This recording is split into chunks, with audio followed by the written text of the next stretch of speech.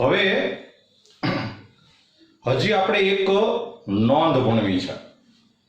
પહેલા નોંધ હું તમને સમજાવી દઉં, પછી મેં લખેલું જ છે એટલે તમને આખો આઈડિયા આવી જશે. હવે ધારો કે તમને એક સમતલ આપ્યું છે, એક પ્લેન આપ્યું છે. આમ ધારો કે આ સમતલ છે, આ પેજ છે, અને આ જે છે એ રેખા છે, લાઈન છે. તમને એક પ્લેન આપ્યું છે, એક સ્ટ્રેટ લાઈન આપી છે. મારે તમને એ સમજાવવું છે કે આ પ્લેન અને આ લાઈન એ પેરેલલ ક્યારે કહેવાય, સમાંતર ક્યારે થાય, સંપાતી ક્યારે થાય. સંપાતી એટલે આ રેખા છે ને એ આ સમતલની અંદર જ હોય, કોઇન્સિડન્ટ હોય. આ લાઈન છે એ આ પ્લેનની અંદર જ આવે. એટલે ક્યારે એ સમાંતર કહેવાય, ક્યારે સંપાતી કહેવાય અને ક્યારે લંબ કહેવાય. તો સ્ટેપ બાય સ્ટેપ સમજતા જાઓ. જો આ સમતલ છે, આ સમતલનો અભિલંબ આમ હોય, આમ હોય અથવા તો આમ નીચે હોય, પણ હોય આ દિશામાં આમ. હવે ધારો કે રેખા ને સમતલ બે સમાંતર હોય. આ સમતલ છે, આ રેખા છે, આ બે જો સમાંતર હોય તો આ રેખાનો દિશા દર્શાવતો સદિશ, vector showing the direction of the line, એ આમ થશે, આમ. અને આનો અભિલંબ છે આમ થશે. તો એ અભિલંબ અને આ દિશા દર્શાવતો સદિશ પરસ્પર લંબ થાય. જો રેખા અને સમતલ સમાંતર હોય તો રેખાનો દિશા દર્શાવતો સદિશ બી, એને આપણે બી કહીશું, અને આનો અભિલંબ એન, એ બે પરસ્પર લંબ થાય. અને લંબ થાય, પરપેન્ડિક્યુલર થાય એટલે ડોટ ગુણાકાર 0 થાય, ડોટ પ્રોડક્ટ 0 થાય. જો આનો આ જે સમતલ છે ને એનો અભિલંબ આમ થાય, આ જે બ્લુ છે એ એનો અભિલંબ છે આમ, અને આ રેખા છે આને સમાંતર છે સમતલને. તો જો આ બે પરસ્પર લંબ થાય, આ કાળી છે એ રેખા છે, રેખા કાળી જ હોય, આ રેખા કાળી છે, આ એનો અભિલંબ છે, સમતલનો અભિલંબ. તો આનો દિશા દર્શાવતો સદિશ અને આ અભિલંબ એ બે પરસ્પર લંબ થાય એટલે ડોટ ગુણાકાર 0 થાય. ખ્યાલ આવ્યો? હવે રેખા ને સમતલ જો બે સંપાતી હોય, આની અંદર જ હોય, રેખા છે સમતલની અંદર જ હોય, તો આનો દિશા દર્શાવતો સદિશ તો આમ જ થાય અને આનો અભિલંબ આમ થાય, તો એ બે પરસ્પર લંબ થાય એટલે ડોટ ગુણાકાર 0 થાય. એટલે જો અભિલંબ અને દિશા દર્શાવતો સદિશ રેખાનો ઈનો ડોટ ગુણાકાર જો 0 થાય તો રેખા છે કાં તો સમાંતર હોય કાં તો સંપાતી હોય. જો મેં લખ્યું છે, ધારો કે આ સમતલનું સમીકરણ છે, આ રેખાનું સમીકરણ છે, straight line. This is a plane, this is a straight line. આ એનો અભિલંબ નોર્મલ છે, આ બી છે એ એનો દિશા દર્શાવતો સદિશ છે. તો મેં પહેલી શરત લખી છે, જો n dot b is equal two 0 તો રેખા અને સમતલ સમાંતર અથવા તો સંપાતી થાય. બરાબર ધ્યાનમાં રાખજો. જનરલી અત્યાર સુધી એવું આવ્યું છે કે ડોટ ગુણાકાર 0 થાય એટલે એ બે લંબ હોય. ડોટ ગુણાકાર 0 થાય એ લંબ માટેની શરત છે. અહીંયા ઊંધું થયું. ડોટ ગુણાકાર 0 થાય એટલે અભિલંબ અને રેખાનો દિશા દર્શાવતો સદિશ ઈ બે લંબ થાય, પણ સમતલ અને રેખા એ સમાંતર થાય. બરાબર? હવે તમારે જો જાણવું હોય કે રેખા અને સમતલ સમાંતર છે કે સંપાતી છે, ઇંગ્લિશમાં એને લખેલું છે, if n dot b is equal to 0 then line and plane are parallel or coincident. હવે તમારે જાણવું છે કે પેરેલલ હોય કે કોઇન્સિડન્ટ હોય. તો એના માટે શું કરવાનું કે જો રેખા છે એ સંપાતી હશે, આમ સમતલની અંદર જ રેખા હશે, તો રેખા પરનું જે બિંદુ હોય, આ રેખા પરનું બિંદુ છે, રેખા પરનું આ પોઈન્ટ છે, આ પોઈન્ટ થી આ સમીકરણ સંતોષાય, સેટિસ્ફાય થાય. રેખા છે સમતલમાં હોય એટલે રેખા પરના બધા જ બિંદુ સમતલમાં હોય, એટલે રેખા પરનું જે આ એક બિંદુ છે એ પણ આ સમતલમાં તો હોય જ, અને જે સમતલમાં હોય એનાથી સમીકરણ સંતોષાય, સેટિસ્ફાય થાય. એટલે તમે જો આ r ની જગ્યાએ a મૂકો તો આ સમીકરણ જો સંતોષાઈ જાય તો રેખા ને સમતલ સંપાતી હોય, અને જો નો સંતોષાય તો રેખા ને સમતલ છે સમાંતર હોય. રેખા પરના કોઈ એક બિંદુથી જો આ સમીકરણનો સંતોષ થતો હોય સમતલનો, તો એક બિંદુ છે એ સમતલમાં ન હોય, અને એક બિંદુ સમતલમાં ન હોય એટલે આખી રેખા સમતલમાં ન હોય. બરાબર? એટલે એમાં જો મેં પેટામાં શરત લખી છે, આને આ જે રેખા પરનું બિંદુ છે એનાથી આ સમીકરણ સંતોષાય, એટલે કે r ની જગ્યાએ તમે a મૂકો તો a.n જો d થાય, a.n જો d થાય તો રેખા અને સમતલ સમપાતી થાય. If a.n d, then they are coincident. અને જો ઈ નો સંતોષાય એટલે કે a.n does not equal to d, તો સમાંતર થાય, એટલે રેખા અને સમતલ છે સમાંતર થાય. If a.n does not equal to d, then they are parallel. Clear થઈ ગયું? બરાબર જોઈ લેજો. ડોટ ગુણાકાર 0 થાય તો સમાંતર અથવા સંપાતી, સમીકરણ સંતોષાય તો સંપાતી કોઇન્સિડન્ટ, નો સંતોષાય તો સમાંતર પેરેલલ. બીજી એક વાત, હવે ધારો કે આ સમતલ છે, સમતલ અને રેખા બે લંબ ક્યારે થાય? આમ માનો કે રેખા અને સમતલ બે લંબ છે, તો આનો જે અભિલંબ છે એની દિશા આમ થાય, આ રેખાનો દિશા દર્શાવતો સદિશ છે એ પણ આમ થાય. Vector showing the direction, any direction આ થાય, આનો નોર્મલ છે એની ડિરેક્શન આ થાય. એટલે આ n, આની જે અભિલંબ જે છે ઈ n, અભિલંબ જે n અને આ રેખાનો દિશા દર્શાવતો સદિશ એ બે સમરેખ સદિશ થાય, કોલિનિયર પેરેલલ થાય, એટલે એનો ક્રોસ ગુણાકાર 0 થાય. એટલે જો ક્રોસ ગુણાકાર 0 થાય તો n અભિલંબ નોર્મલ અને દિશા દર્શાવતો સદિશ ઈ પેરેલલ થાય, પણ રેખા અને સમતલ ઈ લંબ થાય. એટલે બીજી શરત એમ છે કે જો n cross b is equal to 0 તો રેખા અને સમતલ લંબ થાય. If n cross b is equal to 0, then line and plane are perpendicular to each other. મિત્રો આ શરતમાં બરાબર ધ્યાન રાખજો. જનરલી અત્યાર સુધી આપણે એવું ભણ્યા છીએ કે ક્રોસ ગુણાકાર 0 થાય એટલે સમાંતર અને ડોટ ગુણાકાર 0 થાય તો લંબ. આમાં ઊંધું છે, ડોટ ગુણાકાર 0 થાય તો સમાંતર અને ક્રોસ ગુણાકાર 0 થાય તો લંબ. આખી ચર્ચાને અંતે મિત્રો તમારે આ શરતો યાદ રાખવાની છે. તમને ખાલી સિમ્પલ એવો પ્રશ્ન પૂછશે, એક સમતલ આપે એક રેખા આપે, એ સમાંતર છે, સંપાતી છે કે લંબ છે, એવો પ્રશ્ન પૂછે. શરત યાદ હશે એટલે દાખલા આવશે. જોઈ લો.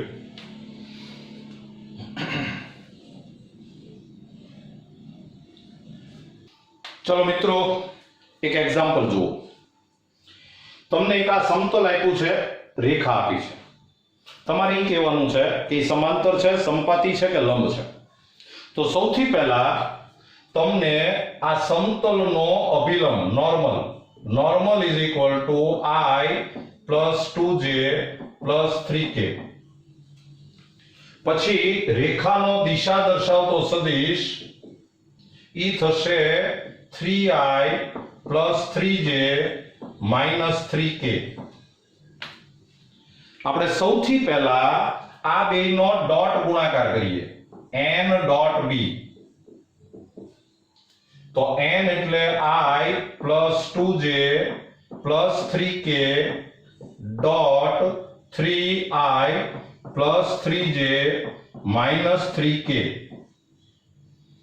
તો આ થઈ જાય 3 પ્લસ 6 માઇનસ 9, તો આ 0 આવ્યું. આ 0 આવ્યું એટલે આ સમતલ ને રેખા જે છે ઈ કાં તો સમાંતર હોય અથવા તો સંપાતી હોય, કાં પેરેલલ હોય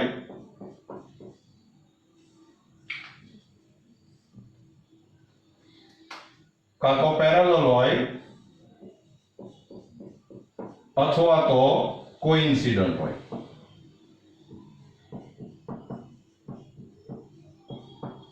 હવે તમારે જાણવું છે કે આ પેરેલલ છે કે કોઇન્સિડન્ટ છે, સમાંતર છે કે સંપાતી.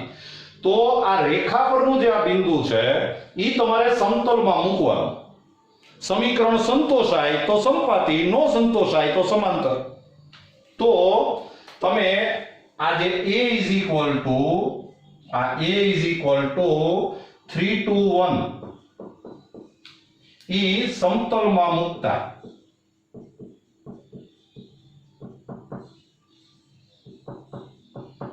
putting the value of a in this equation of plane.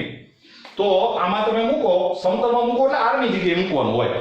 તો આમ થશે કે 3 2 1 ડોટ 1 2 3 તો ઇઝ ઇક્વલ ટુ 3 પ્લસ 4 અને પ્લસ 3 એટલે આ થઈ ગયું 10 અને 10 આવ્યું તો it does not equal to 5. RHS નો આવ્યું એટલે આ રેખાના બિંદુ વડે આ સમતલનું સમીકરણ સંતોષાતું નથી. એટલે રેખા પરનું બિંદુ છે એ સમતલમાં નથી એટલે આખી રેખા સમતલમાં ન હોય એટલે સમતલ અને રેખા એ સમાંતર હોય એટલે આપણે હવે ફાઇનલી એમ કહી શકીએ કે આ બે સમાંતર છે, પેરેલલ છે. લે આપણો આન્સર જોઈએ.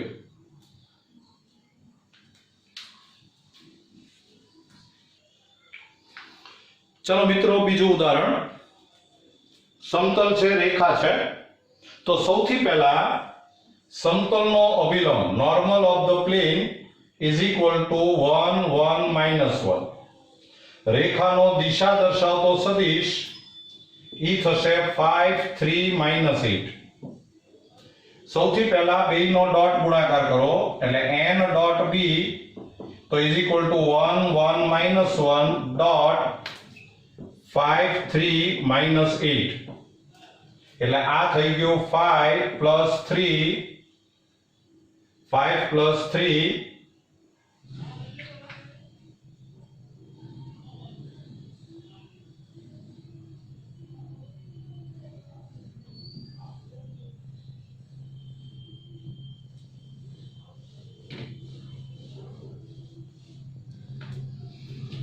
ચલો મિત્રો, બીજું ઉદાહરણ.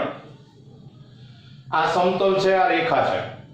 તો એની ઉપરથી સૌથી પહેલા n is equal to 1 1 minus 1 દિશા દર્શાવતો સદિશ b ઇઝ ઇક્વલ ટુ 5 3 8. તમે બેનો ડોટ ગુણાકાર કરો તો n dot b is equal to 1 1 minus 1 dot 5 3 8 એટલે આ થઈ જાય 5 પ્લસ 3 માઇનસ 8. આ 0 આવ્યું. આ 0 આવ્યું એટલે આ બે સમાંતર અથવા સમપાતી હોય. હવે તમારે આ રેખા પરનું જે બિંદુ છે a is equal two 0 2 minus 1 ઈ સમતલમાં મૂકો. તમે સમતલમાં મૂકતા તો આની વેલ્યુ તમે આમાં મૂકશો તો આમ થશે કે 0 2 માઇનસ 1 ડોટ 1 1 માઇનસ 1 તો આન્સર આવે 0 પ્લસ 2 પ્લસ 1 તો આ 3 આવી ગયું. જો RHS આવી ગયું. એટલે આ રેખાના બિંદુ વડે આ સમતલનું સમીકરણ સંતોષાણું એટલે રેખાનું એક બિંદુ સમતલમાં છે એટલે આખી રેખા જ સમતલમાં હોય એટલે આ સમપાતી કહેવાય. સમપાતી કોઇન્સિડન્ટ.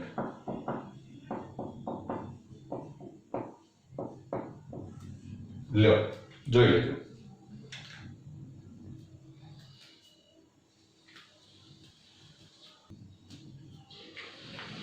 ચલો મિત્રો, ત્રીજું ઉદાહરણ.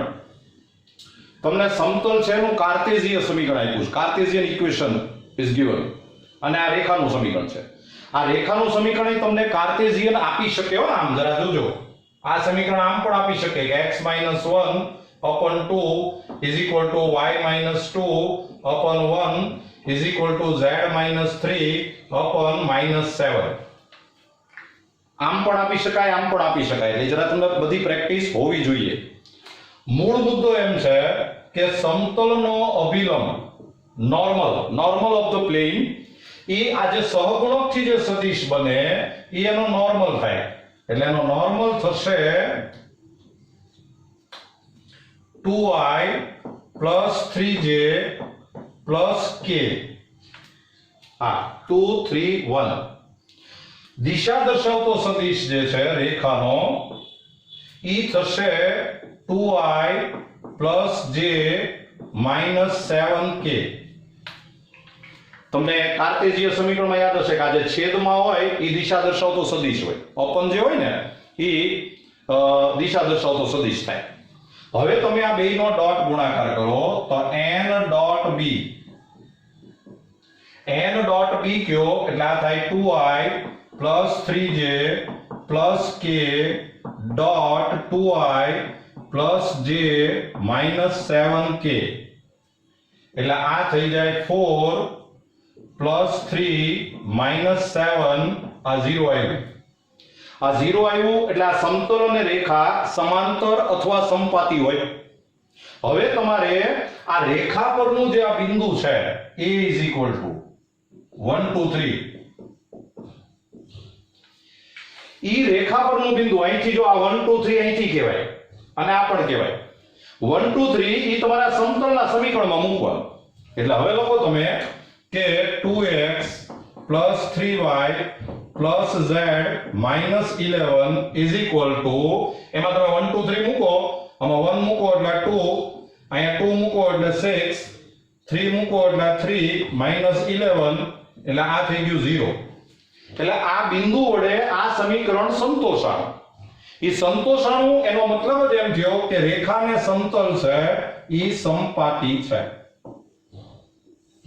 કોઇન્સિડન્ટ છે.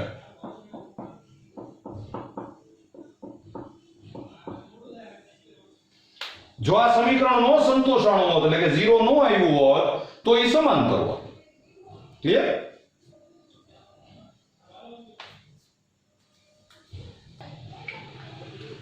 ચલો મિત્રો, હજી એક એક્ઝામ્પલ.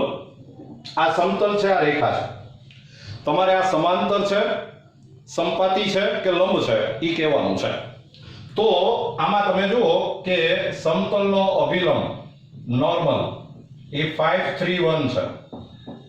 રેખાનો દિશા દર્શાવતો સદિશ એ 10 6 2 છે. તમે બેયનો ડોટ ગુણાકાર કરશો તો 5 3 1 ડોટ 10 6 2 એટલે આ થઈ જાય 50 + 18 + 2 એટલે આ થયું 70. does not equal to 0. એટલે આ રેખાને સમતલ છે એ સમાંતરય નથી, સમપાતી નથી, બેમાંથી એકય નથી. તો પાકું થઈ ગયું. તો હવે આપણે લંબ છે કે કેમ ઈ ચેક કરવું છે. તો લંબ હોવા માટે આપણી પાસે શરત આમ છે કે તમારે n × b શોધવું પડે.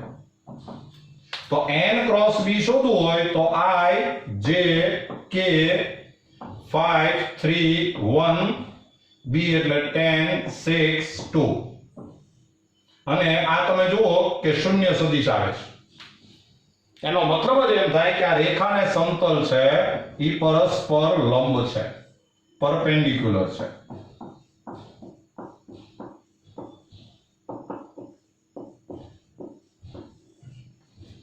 Clear friends?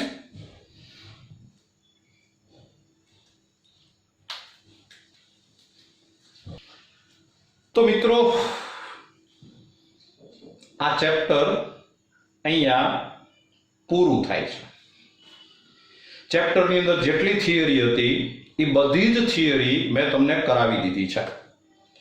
તમારે શું કરવાનું છે કે હવે તમારી જે નોટ છે થિયરી બુક એમાં સમરી એમ કરી અને બધા જ ફોર્મ્યુલા એના હેડિંગ સાથે એક સાથે લખી નાખવાના, બરાબર તૈયાર કરી લેવાના અને ત્યાર પછી જ હવે એક્સરસાઇઝ કરવાની.